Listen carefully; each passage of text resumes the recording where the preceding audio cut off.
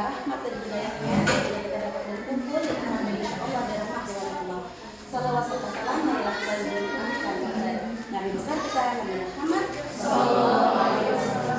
Semoga kita selalu mengamalkan sunnah-sunnah beliau dan mendapatkan syafaat yang akhir kelak. Amin ya rabbal alamin. Sebelum kita mulai, mari kita buka dengan membaca basmalah. Bismillahirrahmanirrahim.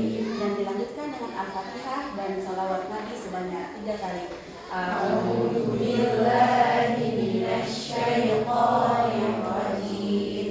Bismillahirrahmanirrahim. Alhamdulillahi rabbil alamin. Ar-Rahmanir Rahim. Maliki yaumiddin. Iyyaka na'budu wa iyyaka nasta'in.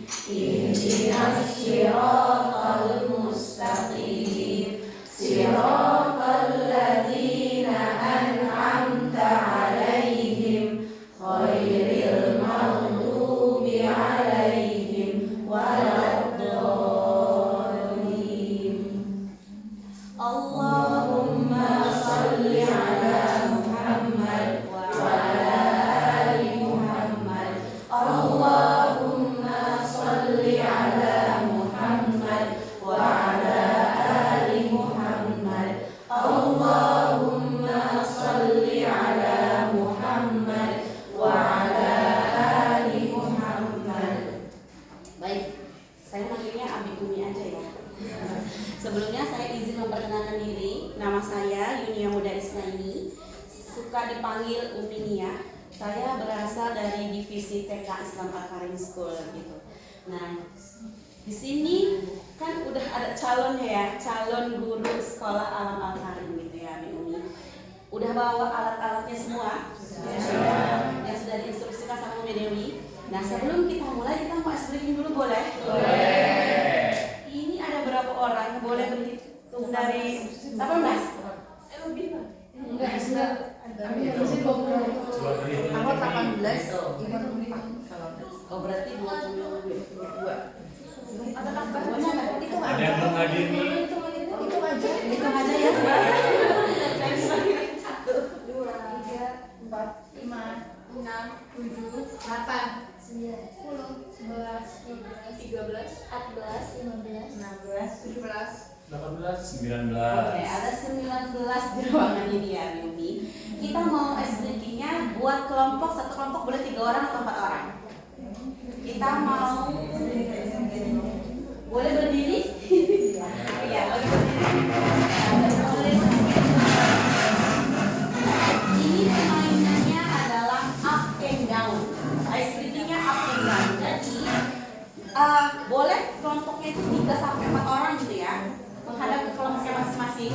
Silakan ditentukan kelompoknya. Ya, iwan aja ya. Yang abi-abi aja. Ya, sudah tentukan? Ya. Nah, membuat tangannya itu seperti tumpukan. Ya, digabung sama teman kelompok.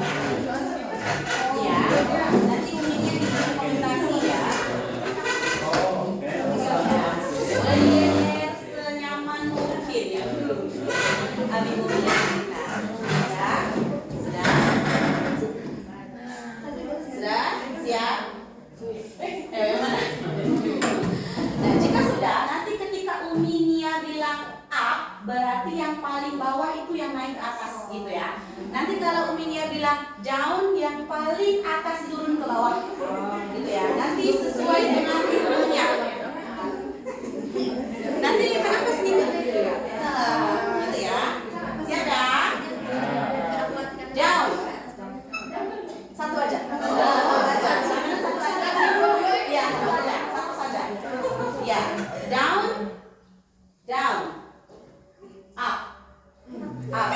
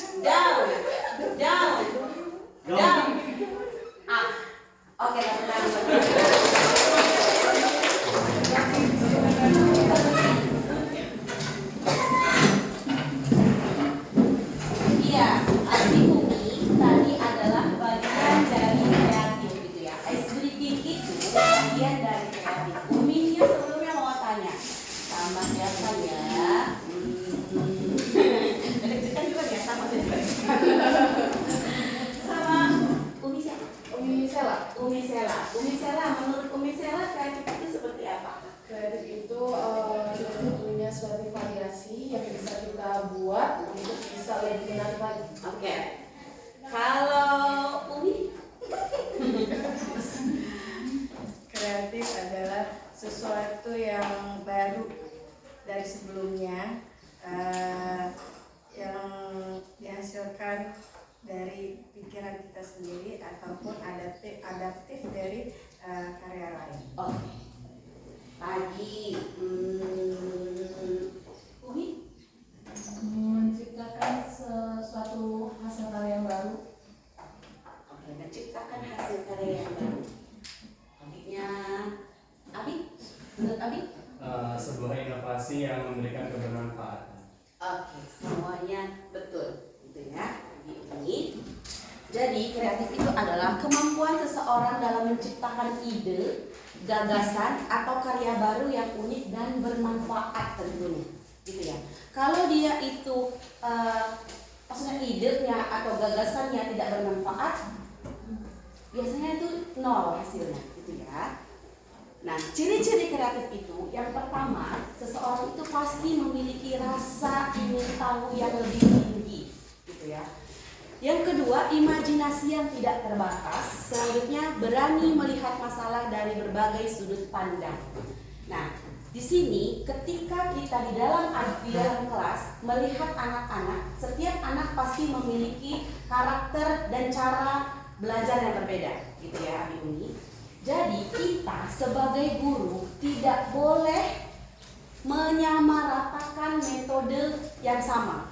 Ketika anak A bisa mengikuti metode yang kita berikan, tapi anak B tidak bisa, dan fungsi kita, tugas kita sebagai fasilitator adalah memberikan atau mencari ide lain agar anak tersebut bisa mengikuti pembelajarannya sama seperti temannya dengan metode yang berbeda, tapi tujuannya sama, gitu ya. Selanjutnya itu alat peraga edukatif. Nah, alat peraga edukatif yang akan kita buat ini, Abi Umi, adalah bentuk alat permainan yang dirancang khusus untuk memberikan pengalaman belajar nyata kepada anak untuk mengoptimalkan aspek perkembangan mereka. Anak-anak, khususnya anak TK, kelas 1, kelas 2, mereka itu masih mempunyai imajinasi yang tinggi, gitu ya teman-teman, Abi Umi. Jadi ketika kita memberikan pembelajaran itu tanpa ada alat edukasinya, APE-nya, mereka itu tidak bisa membayangkannya. Kalau kita ngasih tahu ya cuma kasih tahu pembelajarannya dengan bercerita, itu sangat monoton gitu, dan mereka akan kesulitan untuk mencerna pembelajarannya, gitu ya. Ini alat peraga edukatif dari barang bekas akan kita buat. Pemanfaatan APE dari barang bekas itu bisa dari kardus, nanti bisa jadi puzzle, gitu ya. Ukurannya disesuaikan dengan anak muridnya, gitu ya. Dan juga usianya. Kalau anak kober berarti dia cuma 2 potongan. Kalau usia 4 sampai 5 berapa potongan, 6 sampai 7 berapa potongan, seperti itu. Dan ini bisa jadi botol bekas, jadi menghitung angka, benda, tapi sebelahnya ada angkanya, gitu ya. Nah, pemanfaatan barang bekas sebagai APE sangat bermanfaat karena pertama, mengurangi sampah lingkungan, yang kedua, menghemat biaya pembuatan media pembelajaran. Ada juga yang mereka itu tuh disediakan oleh sekolahnya itu alat-alat, gitu ya. Mereka bisa beli, maksudnya tuh beli apa aja. Tapi kalau seandainya fasilitatornya itu mager, itu nggak jadi apa-apa, ya udah kayak gitu aja gitu. Nah, sedangkan kita, apalagi sekolah alam ya, kita itu disuruh, bukan disuruh, kayak ada panggilan hati aja gitu, membuat APE yang membuat, oh kira-kira anak ini kalau dikasih APE yang ini kayaknya lebih menyenangkan deh gitu. Nah, selanjutnya yaitu melatih kreativitas guru dan anak. Selanjutnya membantu proses belajar menjadi lebih menyenangkan. Nah, kreativitas dalam membuat APE, yang pertama, membantu anak belajar sambil bermain, mengembangkan kemampuan motorik, kognitif, dan sosial anak. Karena dari bermain APE ini, mereka akan mendapatkan ketiganya ini, gitu ya. Dapat kognitifnya iya, sosial sama teman-temannya iya, sama motoriknya juga iya gitu. Menumbuhkan daya imajinasi dan kreativitas mereka. Nah, penyesuaian materinya. Nah, materinya itu kalau matematika biasanya pakai tutup botol untuk konsep berhitung atau kardus untuk bangun ruang. Seperti itu ya teman-teman. Abi Umi bahasa membuat papan huruf dari kardus atau wayang karakter dari stik es krim yang bekas. Nah, sainsnya pemanfaatan botol plastik untuk demonstrasi siklus air atau sistem pernafasan. Nah, keamanan dan kerapihan. Nah, keamanan pastikan yang kita buat itu tidak berbahaya untuk anak-anak gitu ya. Nah, ujung-ujung kardus itu kan ada yang tajam gitu ya. Nah, jadi kita pastikan itu tidak tajam atau ada bahan-bahan yang beracun gitu. Higienitasnya barang bekas harus dicuci bersih sebelum digunakan. Kerapihannya finishing menggunakan kertas warna atau cat agar menarik gitu. Jadi kita walaupun dari bahan bekas tapi dia harus eye catching gitu ya. Dilihat sama anak-anak itu wah bagus banget gitu. Meskipun itu dari bahan bekas gitu. Nah, kreativitas bukan tentang memiliki banyak modal gitu ya Abi Umi, tapi tentang bagaimana menggunakan apa yang ada untuk menciptakan perubahan gitu. Jadi menggunakan kita, Allah sudah menciptakan dari barang-barang bekas itu, jadi kita, fungsi kita, tugas kita adalah berkreativitas gitu ya. Nah, terima kasih Abi Umi, materinya cuma sebentar. Yang lama itu pembuatan APE-nya. Nah, waktunya membuat APE, silahkan dikeluarkan alat dan bahannya. Nanti tugasnya adalah Abi Umi, kalian membuat APE dari barang bekas. Umi kasih waktu maksimal 1 jam ke depan. Nanti Umi Abi akan berdiri di depan menjelaskan nama APE yang dibuat itu apa, cara bermainnya seperti apa, dan untuk pada berapa. Silahkan membuat. Ya, referensinya boleh lihat Google. Ya, boleh.